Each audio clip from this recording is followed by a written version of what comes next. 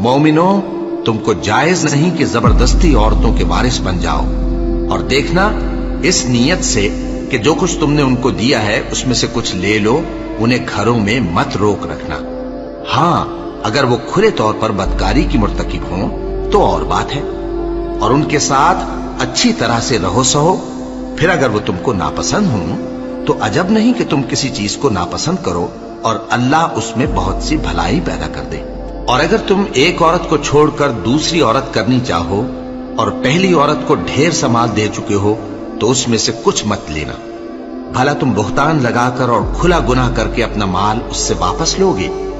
اور تم دیا ہوا مال کیوں کر واپس لے سکتے ہو جبکہ تم ایک دوسرے کے ساتھ صحبت کر چکے ہو اور وہ تم سے پختہ عہد بھی لے چکی ہیں؟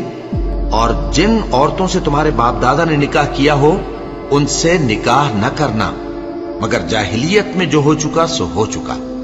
یہ نہایت بے حیائی اور اللہ کی ناخوشی کی بات تھی اور بہت برا دستور تھا۔ تم پر تمہاری مائیں اور بیٹیاں اور بہنیں اور پھوپھیاں اور خالائیں اور بھتیجیاں اور بھانجیاں اور وہ مائیں جنہوں نے تم کو دودھ پلایا ہو اور رضائی بہنیں اور ساسیں حرام کر دی گئی ہیں،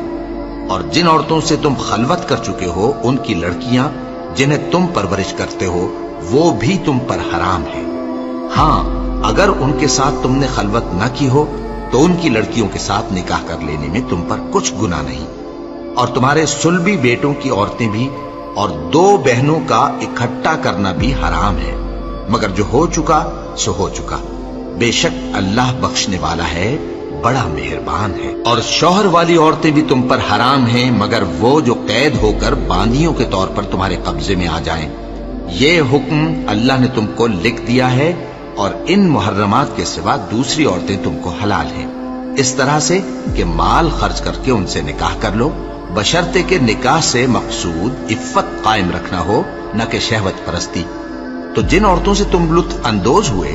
ان کا مہر جو مقرر کیا ہو ادا کر دو، اور اگر مقرر کرنے کے بعد آپس کی رضامندی سے مہر میں کمی بیشی کر لو تو تم پر کچھ گناہ نہیں۔ بے شک اللہ سب کچھ جاننے والا ہے، حکمت والا ہے۔ اور جو شخص تم میں سے مومن آزاد عورتوں سے نکاح کرنے کا مقدور نہ رکھے تو مومن باندیوں ہی سے جو تمہارے قبضے میں آ گئی ہوں نکاح کر لے، اور اللہ تمہارے ایمان کو اچھی طرح جانتا ہے۔ تم آپس میں ایک دوسرے کے ہم جنس ہو، پھر ان لونڈیوں کے ساتھ ان کے مالکوں سے اجازت حاصل کر کے نکاح کر لو، اور دستور کے مطابق ان کا مہر بھی ادا کر دو، بشرطے کہ وہ پاک دامن ہو، نہ ایسی کہ کھلم کھلا بدکاری کریں اور نہ درپردہ دوستی کرنا چاہیں۔ پھر اگر وہ نکاح میں آ کر بدکاری کا ارتکاب کر بیٹھیں تو جو سزا آزاد عورتوں کے لیے ہے اس کی آدھی ان کو دی جائے۔ یہ باندھی کے ساتھ نکاح کرنے کی اجازت اس شخص کو ہے جسے گناہ کر بیٹھنے کا اندیشہ ہو،